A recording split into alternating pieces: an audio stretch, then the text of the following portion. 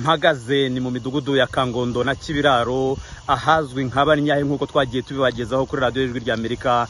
Ikigaragara ni mu matongo gusa harimo abafite imitungo irengeje miliyoni 35 bigaragara ko bo tarabasenyera, abandi barangije kubasenyera bari hirya no hino mu mujyi wa Kigali, ariko abenshi babajyanye mu nzu zubatswe n'umushoramari Bwana Denis Karera. Babimuye rero kubw'ibikorwa by'inyungu rusange nk'uko ubutegetsi bwabivuze. Kugeza ubu kandi haracyari abaturage bari mu nkiko, gusa amakuru tumaze kumenya ku Ijwi ry'Amerika nuko bamwe mu baturage bari bemeye amafaranga batangiye kuyabona.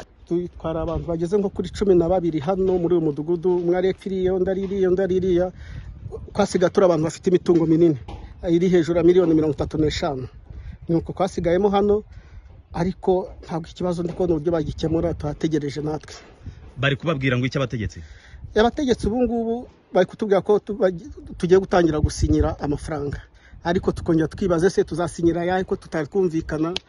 Hari igena agaciro rya kera, hari n'ibyakozwe bushyashya, ibyo byose umujyi wa Kigali bifite ntituzi uburyo icyo bazashingiraho. Turategereje. Nta gihe runaka bababwira ngo namwe muzamwavuyemo?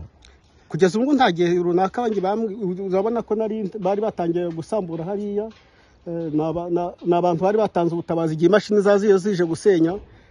Noneho ubwo ngiye ku kagari umujyi wa Kigali bambwira ati mwebwe b'imitungo minini muwe muretse gusambura, mutegereze icyo tuzabakemurira ikibazo cyanyu muri ibyumweru 2 biri imbere. Ubwo ni ukuvuga ngo no kuva igihe batangira gusenya kuzageza mu cyumweru gitaha.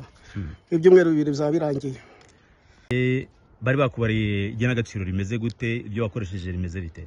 Mfite igena agaciro bari basore rya kera riro miliyoni 40 n'ibihumbi 500. Ibyo nyo gena agaciro nabashije no gushyira muri system ubwo najyaga gutanga ikirego.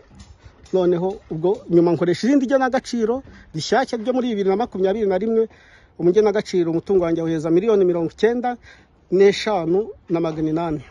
Mu buzima butugoye sizujye ikibazo kizakuzakemuka, natwe turategereje. Amazi, umuriro, ibyo ntabwo tukibigira hano.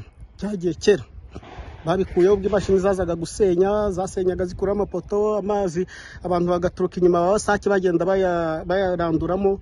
Ni ukuvuga ngo nta kintu na kimwe kikiri hano. Ubu turi mu buzima nawe bugoranye cyane. Kuba mu matongo mwaramenyereye kubana n'abandi bantu, ibyo bimeze bite? Urumva tubayeho kinyamaswa ubu ngubu, kuko iyo umuntu yabanaga n'abandi akaba abayeho wenyine ahantu atarabona atagira ute, urumva nyine ubayeho kinyamaswa. Ariko nta kundi mu buzima nyine ibyo rabyakira ugategeza Imana ikizakemura. Mu byifuzo byawe urabona icyakunyura ari iki? Icyanyura nuko ubundi kuva hano nanjye ndi mu bantu bifuza yuko twava hano hagatunganywa kamera neza, ariko nako akadusezerera neza bakaduhereza amafaranga ajyanye n'imitungo yacu, tukagenda nako tukajya gutura neza, kuko n'ubundi buri muntu wese abashaka kugira ngo ature neza kandi hadateze ubuntu ibibazo. Ubu ni kuvuga ngo aha hose aba bose kugera hakurikiriya bose bari bafite igera agaciro riri munsi kuri miliyoni 35 kumanura. Bose namenye kuko bose sinarebye ku magena agaciro yabo. Buri muntu afite uburyo yagiye ahitamo. Hari n'uwari ufite n'igena agaciro rya miliyoni wenda na 50, akaba yarashimye yuko wenda bamuhereza inzu 1, 2, 3 zingaye.